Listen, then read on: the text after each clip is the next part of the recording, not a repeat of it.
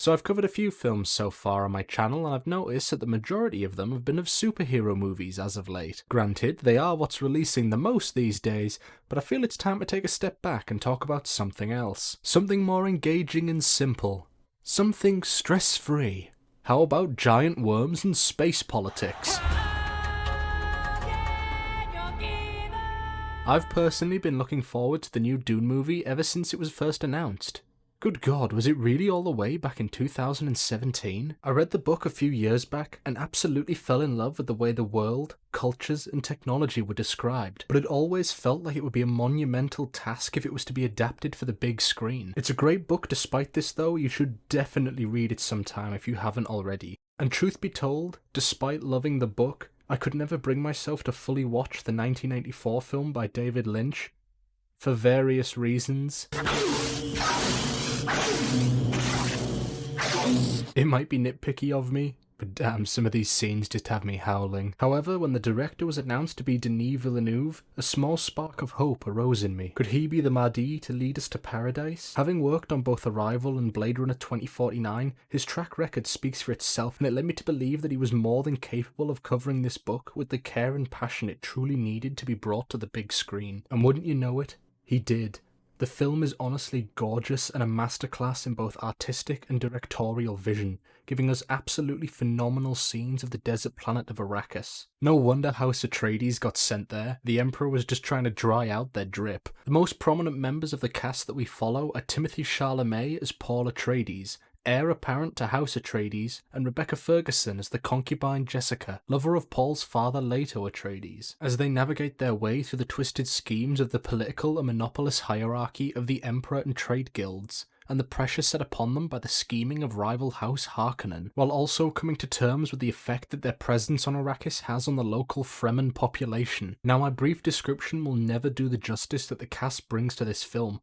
Every character has their own presence about them, from how they speak to how they reflect upon their surroundings. Paul is a sheltered and almost pampered young man, brought up to respect others, but his keen interest in learning more about the world of Arrakis and his lineage to the Atreides family lead him into conflict with that of House Harkonnen, while Jessica, being a member of the Bene Gesserit sisterhood, is prepared for many of the outcomes that she may potentially face, having been trained from a young age to prepare the groundwork for future events yet to transpire. It is important to note, however, that while Paul and Jessica are the two characters we follow the most, the supporting cast of this movie helps sell the world of Dune almost in its entirety, due in no small part to just how many A-list actors are involved.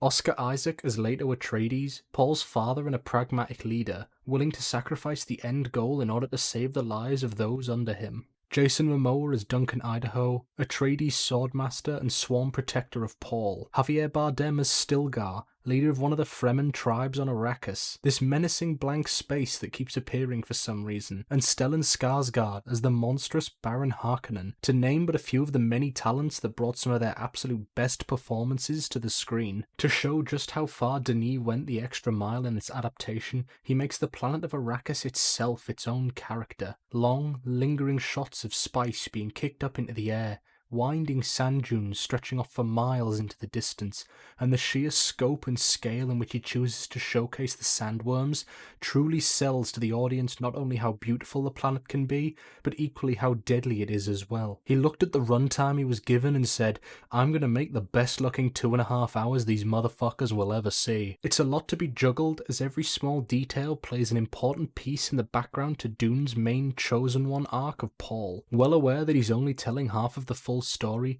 Villeneuve makes great use of Paul's prophetic dreams to tease what's to come in the future installments.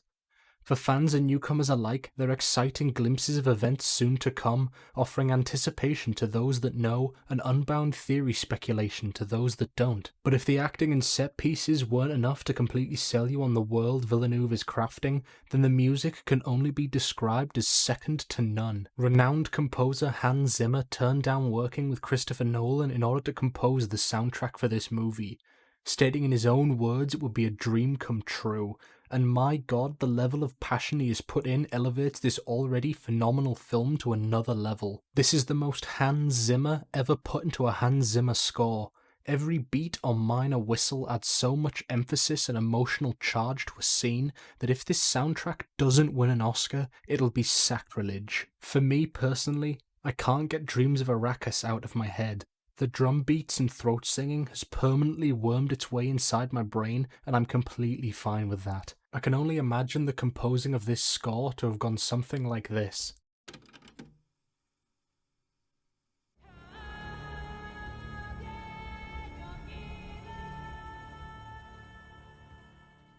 Now, I've been harking on for a while now about what the film does right. But Nefri, I hear you asking, the film has to have some downsides, right?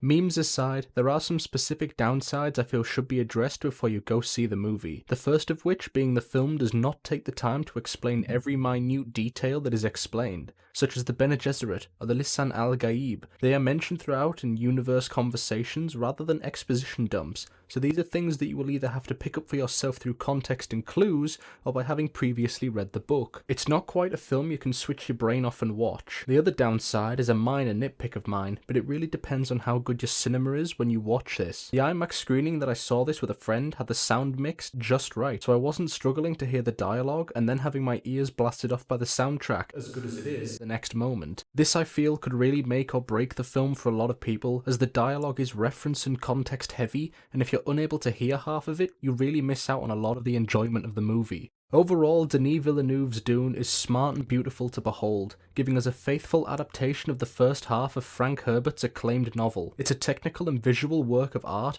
coupling together a top-notch cast, a tight, well-written script with deep sci-fi concepts, and while it may not be the most action-heavy, the set pieces do not disappoint when he chooses to unleash them. Paul's vision during the sandworm attack and the nighttime assault being especially eye-catching. There's political intrigue and an emotional weight to the proceedings that mean they're not just empty thrills, but an acute culmination to bring us what I can easily say was one of, if not the best films of 2021.